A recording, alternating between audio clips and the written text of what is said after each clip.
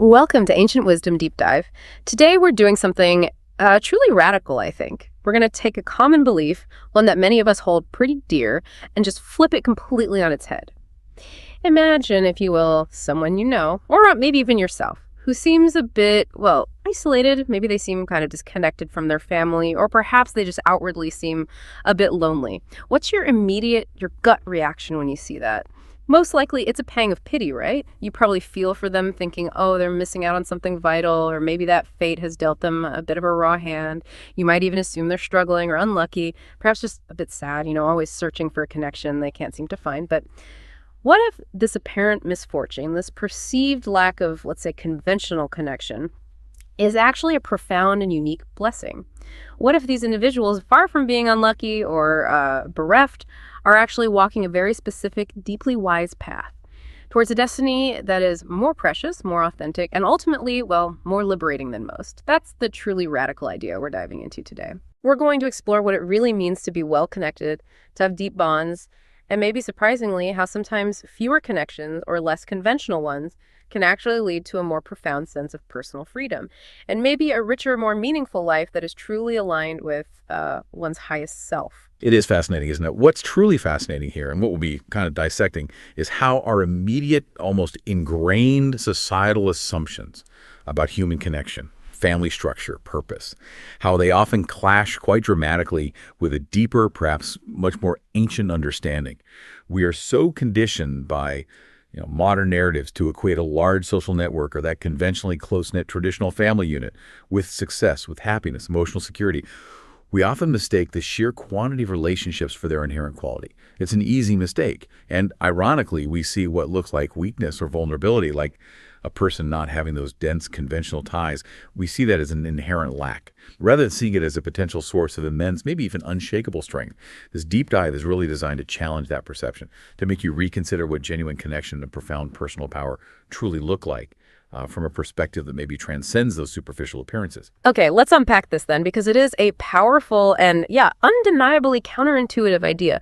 The core concept we're exploring today, something steeped in, ancient wisdom, is that people who appear to have weak family connections, they aren't cursed. They're not unlucky in love or life. On the contrary, they are, in fact, blessed with what might be the most valuable type of destiny imaginable. We're talking about individuals who, often from a very early age, gain this kind of profound clarity about life. They live with a wisdom that many others maybe never quite attain, precisely because of their unique relational experiences. And yes, they often fall into this exact category, having what society typically labels as weak family bonds. It's a statement that just flies directly in the face of everything we're typically taught, of the necessity of a strong, conventional family unit for belonging, for success. It forces us to look beyond the surface, really, into the deeper architecture of the soul's journey. Right. And it's crucial, absolutely crucial, to clarify what we aren't talking about here. When we say weak bonds, this isn't about being cold or uncaring or emotionally distant by choice. It's not about being heartless towards others, not at all. Rather, it speaks to a fundamental, often early life understanding, usually forged through direct experience, that relationships, even the most intimate ones, can be inherently unreliable. They can be deeply transient and ultimately largely beyond our direct control. Now, this isn't a cynical perspective. It's quite pragmatic, actually, born not of malice, but of observation. A lived reality that teaches you to discern the fluid, unpredictable nature of human connection. This insight, while maybe painful to realize at first, it ultimately liberates. It frees an individual from the burden of, say, unmet expectations and the illusion of permanent external stability. It allows them to cultivate a profound inner resilience. It means understanding that people, for all sorts of reasons, might not always be there in the way you hope, or their own paths might just diverge. And this realization becomes a foundation for self-sufficiency rather than a source of despair. And I think many of us have felt this, haven't we? That persistent, maybe nagging feeling in childhood, perhaps, that nobody truly sees you for who you really are. Or maybe that your deepest emotions somehow go unnoticed or unacknowledged within your family. It's like there's an invisible wall, A subtle, but palpable barrier that separates you from everyone else, even those supposedly closest to you. You become accustomed, almost by necessity, to relying solely on yourself. Because the idea of truly depending on others, of leaning into that vulnerability, it just never felt entirely safe or stable. Maybe promises were broken, maybe support was inconsistent. And this experience often leads to this paradoxical state. You might live surrounded by people in a bustling family, maybe, yet still feel this profound, isolating loneliness. A deep sense of being fundamentally misunderstood by the very people who are supposed to know you best. It's a solitude that's different from being physically alone. It's an internal separation, even when you're together. And here's where it gets really interesting, incredibly profound, actually. This pervasive feeling, this sense of being fundamentally different or isolated. It isn't because you are broken or because something is inherently wrong with you. Quite the opposite, in fact, from this ancient wisdom perspective. It's often a powerful sign that your destiny is unique, that your path is distinct and requires a different kind of preparation, maybe a deeper, more internal initiation.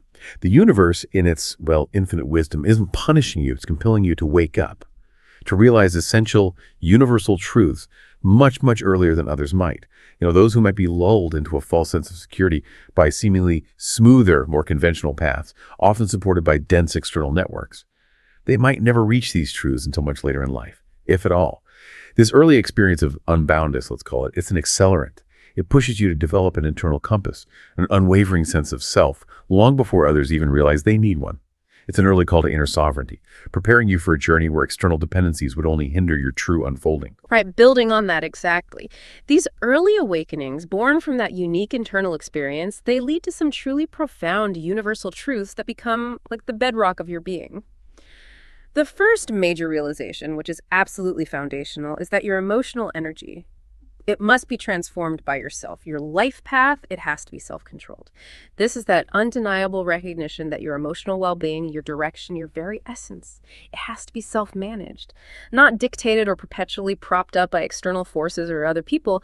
When you see through that illusion, the idea that others can or will always be there to fill your emotional voids, you stop placing your deepest hopes and longings in their hands. You learn, often out of necessity, not to wait for someone else to comfort you, not to expect salvation or some easy rescue from family or partners. And this forced self-reliance, it does something incredible, almost alchemical. It cultivates immense inner strength, what we typically call willpower, determination. And this is a real, tangible, deeply practical skill. It's a muscle. It's a muscle that people who maybe sail smoothly through life, cushioned by constant external support, often never truly have the opportunity, or frankly, the need, to develop. It's a strength forged in that solitude, growing with every challenge you face independently. It makes you robust, incredibly resilient from the inside out. Precisely. And flowing directly from that first truth is the second, unfettered energy flow. When you aren't constantly draining your precious emotional and mental energy externally seeking approval, validation, or that emotional sustenance from others, that energy is freed up. It allows it to flow much more authentically, much more powerfully within you. Think about how many people are trapped in this perpetual cycle of questioning themselves before they even act. They want to pursue a passion, make a big life change, maybe even just voice an opinion. But their first thought is, oh, will my parents agree? What will my relatives say? What about my spouse's family? Will I be judged? They're constantly tangled up by social obligations, by these invisible threads of expectation, by the need to secure external consensus or just avoid disapproval. It's exhausting just thinking about it. It is. But for you, for those on this unique path, your energy lines aren't tangled up in these complex, often really stifling relationship dynamics. And this grants you a unique, almost radical freedom to act authentically, to make choices that truly resonate with your inner self, unburdened by that constant need for external approval or the fear of familial judgment. This internal alignment allows for an unprecedented clarity of purpose and action. It's incredibly powerful. And here's where it gets, truly profound. Perhaps the most crucial and deeply spiritual revelation, according to these ancient wisdom traditions, you are very likely a generational spiritual warrior. Now, this isn't just some poetic phrase. It's a designation for someone who lives a life profoundly, often radically differently from the previous generation. You don't just passively copy their life scripts, their inherited narratives, their unresolved issues, or their destiny patterns. No, you arrived in your family, perhaps even felt drawn to it, with a specific and, sacred mission. You are, in essence, the one sent by your family's collective unconscious, those unspoken patterns, the unresolved traumas, the unfulfilled potentials that have echoed through generations. That Jungian idea almost, the inherited patterns within the lineage. Exactly. Your purpose is to use your generation's unique awareness, your awakening, to actively cleanse those emotional cycles, to dissolve the collective karma that might have existed in your family for generations, and repattern the energetic blueprint for future generations. Now, it is an incredibly hard task. It's a challenging path, fraught with personal growth, sometimes intense pain, as you confront and transmute these deep-seated energies. But the merit, the spiritual reward, the ripple effect of this cleansing work for your lineage, for your descendants, it's immeasurable. It's a quiet kind of heroism, really. It shifts the very foundations of your family's future, often without any outward recognition, yet with profound inner fulfillment. And what you experienced, particularly maybe in childhood, as not being overtly favored, perhaps, or not having your emotional needs met in that conventional, consistently nurturing way. That was, in fact, an intense and personalized form of training. It wasn't a deficit. It was a crucible designed to forge something extraordinary within you.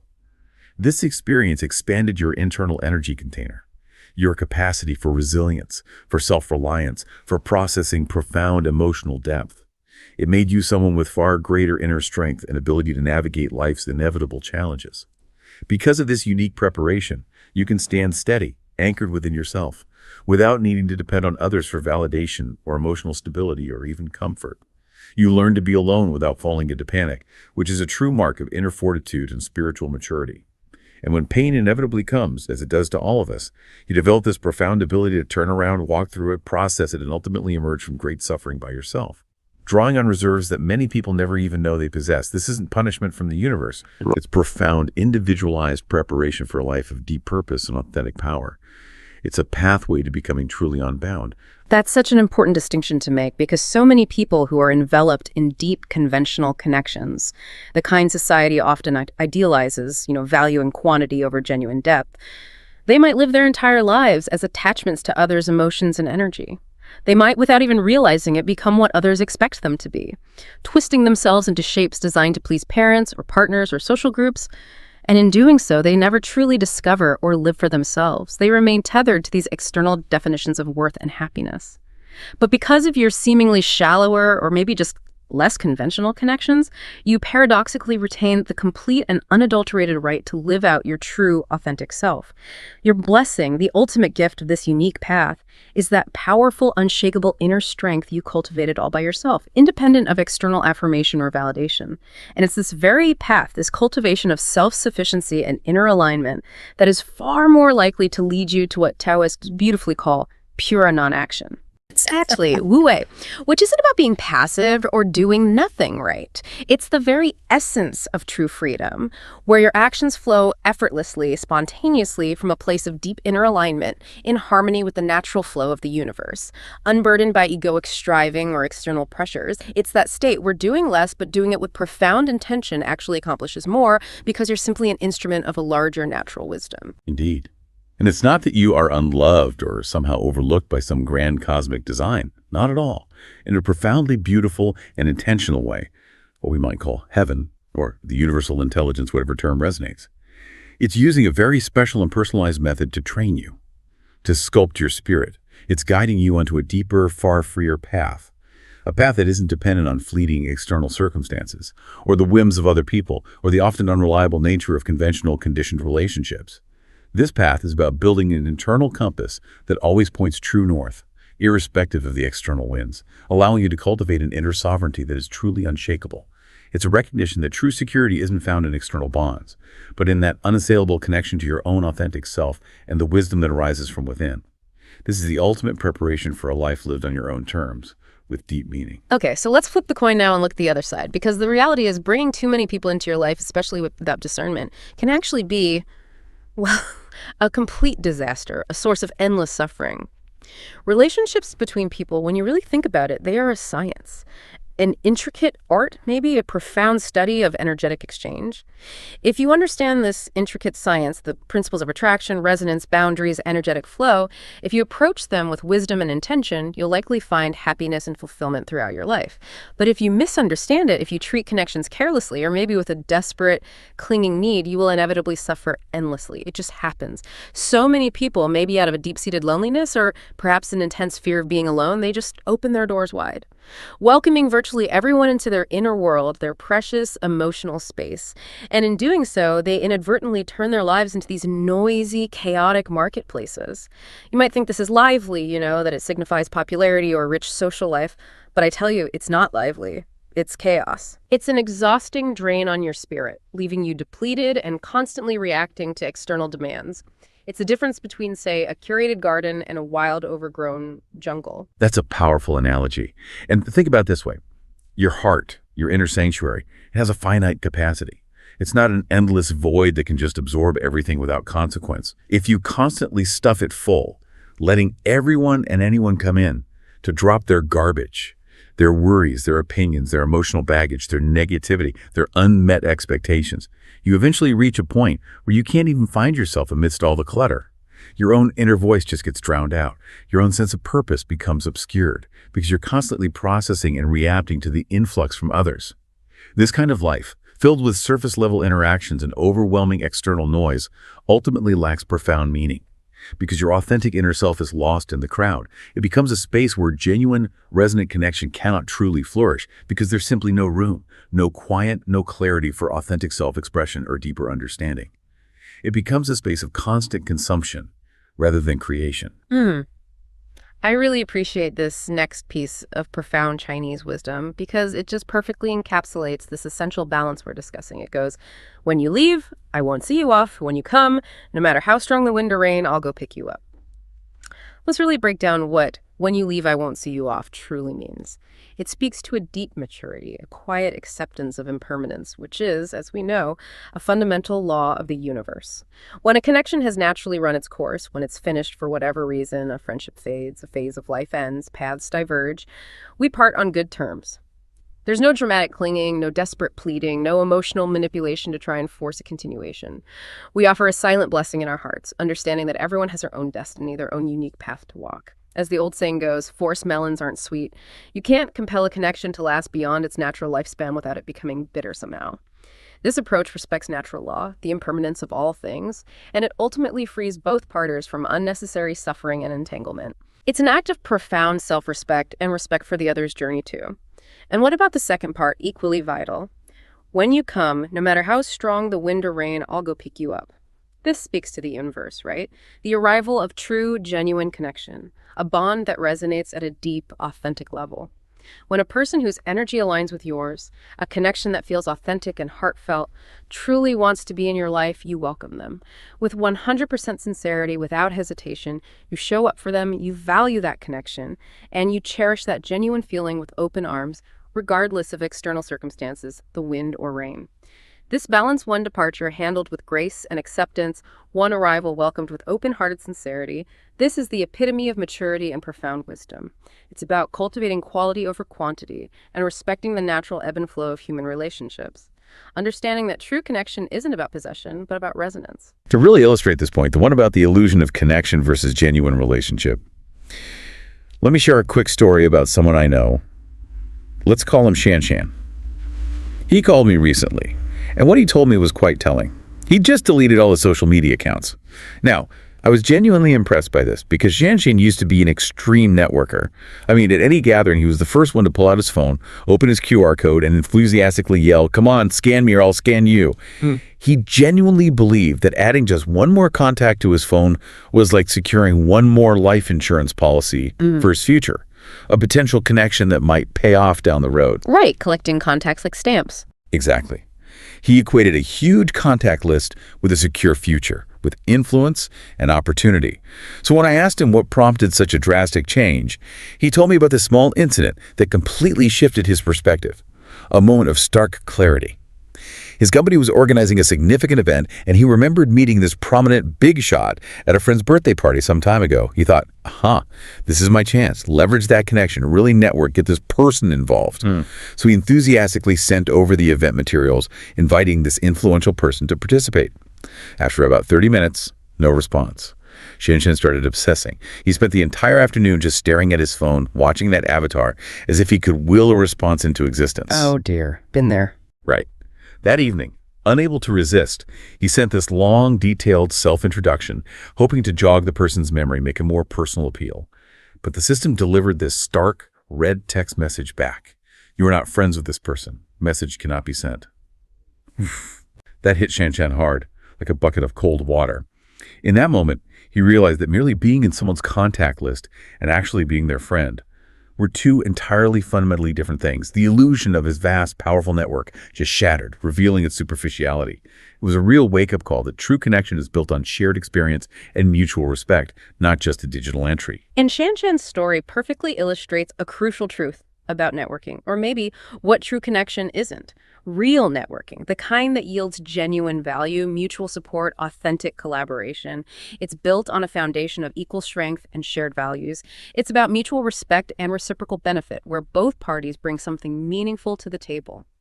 If you genuinely have nothing substantial to offer, no unique skill, no insightful perspective, no shared passion, no developed sense of self, then why would anyone truly exchange with you in a meaningful, open-hearted way? At that point, it stops being genuine connection and starts to feel less like networking and more like, well, begging, or even trying to take advantage, rushing to invite countless people into your life with this desperate, almost mechanical purpose, with such a strong, overt agenda. It not only won't retain anyone of true worth, but it will actually scare away those genuinely valuable connections, the people you would want to know who are seeking authentic resonance rather than just superficial transactions. They can sense the desperation, can't they? And it repels genuine connection. Absolutely. Each of us, fundamentally, has our own unique path to walk in this life, our own spiritual journey unfolding. And it's essential to understand that some connections, just by their very nature, are meant to accompany you only for a while, for a specific season, maybe a particular lesson, or a period of mutual learning and growth. They are not by design meant to accompany you for your entire life. And trying to force them to do so, it just goes against the natural order of things. When that connection naturally ends, the wisest and most compassionate thing you can do for yourself and for them is to quietly let go. There's no need to entangle yourself in complicated emotional knots. No need to desperately try and hold on to something that is clearly shifting or fading. Trust the people who leave you easily, who part ways without immense struggle or drama. They were never truly meant to belong to you in the first place, not in a permanent sense anyway. So why be sad about their departure? Often it's far better to maintain a respectful distance and cherish the beautiful memories you shared, rather than struggle painfully to hold on to something that is no longer meant to be, thereby souring what was once good and creating unnecessary suffering for everyone involved. Life, in its essence, is a profound spiritual practice, a continuous lesson in attachment and detachment. And on this path, being able to meet, to know, and even to briefly understand another human being, that is already an incredible gift of fate, a blessing in itself regardless of how long it lasts. Have you ever truly stopped to consider what connections between people actually are in their deepest sense? They aren't static. They aren't permanent fixtures, unchanging and fixed. They arise and they fade according to their own intricate, often mysterious logic and timing. It's a natural ebb and flow, like tides or seasons. Many relationships, you're walking together, sharing life, and then suddenly, for reasons that might not always be clear, you scatter. People who loved each other deeply can, over time, suddenly grow cold or just simply drift apart. There's nothing inherently strange or wrong about this. It's simply natural law in action, the law of impermanence. In this short life, spanning just a few decades, countless people pass before your eyes, a veritable parade of humanity. But honestly, if you pause and reflect, how many of those people can you truly carve into your heart, never to forget for a lifetime? Very few, really, very few. Some people might accompany you for only a small section of your road, a brief chapter, but strangely they live in your heart forever and never move out. This profound difference in connection depth, this unique resonance, it cannot, by its very nature, be forced. It's a natural alignment, a gift that arises when energies truly match, and it's something to be cherished for its quality, not just its duration. Even global icons, despite immense fame and adoration, often stumble upon these profound truths in unexpected ways, truths that really echo the ancient wisdom we're discussing. Take Tom Hanks, for instance, one of Hollywood's most beloved actors. Despite his massive fame, he's discovered something incredibly profound about what truly matters in life. In an interview a few years back, he shared this deep insight that just stopped me in my tracks. He said, "The only thing really I think eventually a parent can do is say, 'I love you, there's nothing you can do wrong, you cannot hurt my feelings, I hope you will forgive me on occasion, and what do you need me to do?'" That just speaks volumes about unconditional present love, the bedrock of genuine connection. But here's where it gets particularly interesting for our discussion on authentic connection versus external validation. When his kids were young, Hanks made a very conscious choice. He deliberately chose to be Just a guy who drives the carpool and picks them up after school and is around as much as possible. Kind of war. Think about that for a moment. One of the world's biggest movie stars, a household name recognized globally, actively choosing to be just a guy who drives the carpool. And it was in these seemingly ordinary everyday acts that he realized what true spiritual practice really means. What is spiritual practice? This is spiritual practice. You don't need to run off to deep mountains and ancient forests seeking enlightenment and solitude. You don't need to become someone extraordinary, achieve global recognition, or perform grand public gestures. Spiritual practice is found in fulfilling your duties in daily life, being present for the people who genuinely matter, getting profound wisdom from the most ordinary, mundane moments, embodying your values in the simple act of showing up. It's about finding the sacred in the secular, the profound in the present moment, rather than seeking external validation or grandiosity. And Tom Hanks's realization really echoes another globally famous figure, John Lennon, right, who famously observed, "No amount of fans can fill the double bed after nightfall." Even someone of his immense fame, adored by millions, constantly surrounded by throngs of fans. He ultimately articulated that profound, inherent loneliness that even the loudest accolades, the most fervent worship can't truly overcome. It speaks to a different kind of connection, a deeper void that external validation just cannot fill. It's a testament to the fact that superficial connections, no matter how numerous or passionate, cannot substitute for genuine, intimate, authentic bonds that nourish the soul on a deeply personal level. The noise of the crowd can sometimes just make the silence of true loneliness even louder. There's a really poignant song lyric that captures this paradox perfectly. Loneliness is a group of people's carnival. Carnival is a group of people's loneliness. Unquote. Well, that line is profoundly true, isn't it? When you invite too many people into your life, into that finite space of your heart, it just becomes crowded, noisy, chaotic. All that surface noise, the lively excitement of constant company, the endless chatter in the end, they're just passing guests, a momentary distraction. When the music eventually stops, when the party ends and people scatter, your heart can feel even colder and more desolate than if you had simply allowed for quiet solitude in the first place. The temporary distraction of the crowd, rather than truly connecting, can actually amplify the eventual emptiness, leaving you feeling more isolated than before. It's like throwing a lavish party for everyone but the host, and then realizing you've completely neglected your own inner world. Exactly. The truly important people in life are always just a precious few. Those you can literally count on one hand, maybe two.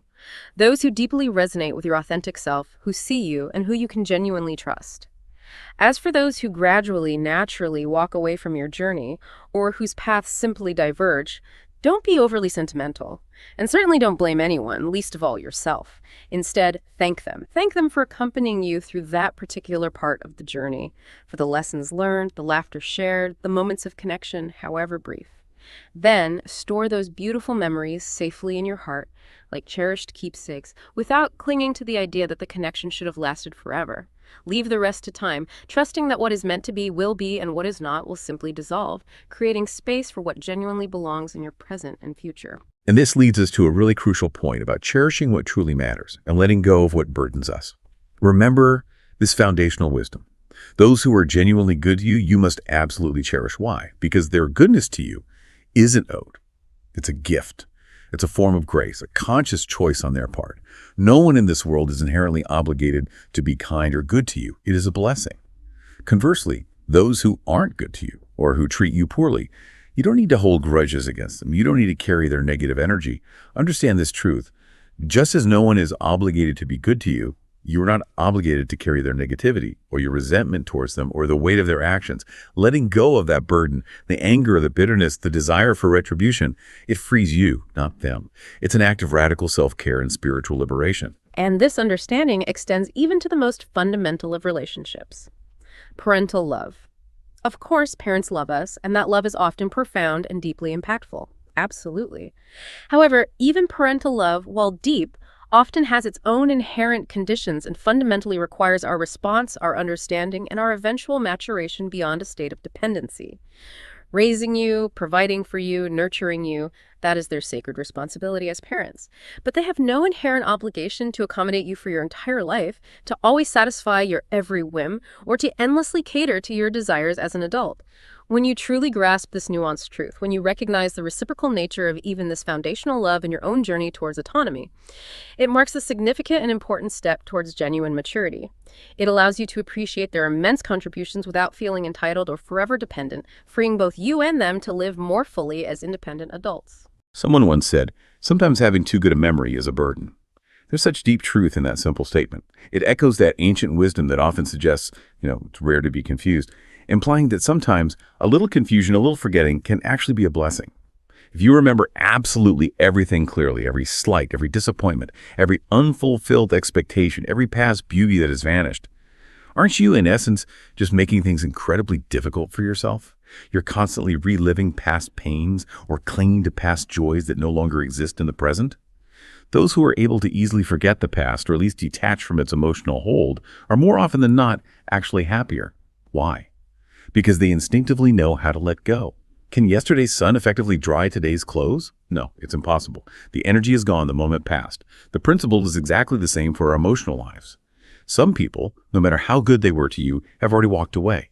Their chapter in your life is closed. What's the use of dwelling on them daily? Those beautiful times, no matter how cherished, have already scattered like smoke in the wind. Isn't that just adding unnecessary troubles to your present self, weighing you down with what cannot be changed? It's a profound lesson in living lightly and releasing the past to fully embrace the present. You absolutely must understand this one undeniable fact, a core tenet of ancient philosophy. Time changes. And consequently, people definitely change. This fundamental principle is called impermanence, the most basic, unalterable law of the universe, affecting everything from seasons to stars to human relationships. For those irretrievable pasts, for those people you simply can't keep in your life because their path has diverged from yours, the wisest course of action is simply to let them pass. Turn the page. Close that chapter, consciously and gently.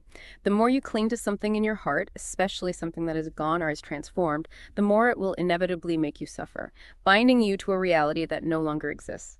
The true work, what you really need to do, is to live firmly in the present. Handle today's matters well, with focus and presence, giving your full attention to what is happening now. When you do that, you'll find you have far less time and far less emotional energy to worry about past troubles or what-ifs. You become too engaged in the richness of the now to be dragged back by the ghosts of yesterday. And when we look at society, it's so easy to fall for the illusion of success, isn't it? There are people who seem incredibly successful, standing at the very center of various circles, the constant focus of everyone's discussions. They're always surrounded by people coming and going, wine glasses clinking, like a lively party that never ends. You might even envy them, thinking they've achieved some ideal state of connection and influence, that they are truly thriving. But I tell you, don't be envious. They know best, deep in their hearts, how many secrets and calculations hide behind those smiling faces, how much mental and financial energy they must constantly expend to maintain that facade, that elaborate network. Are they tired? Extremely tired.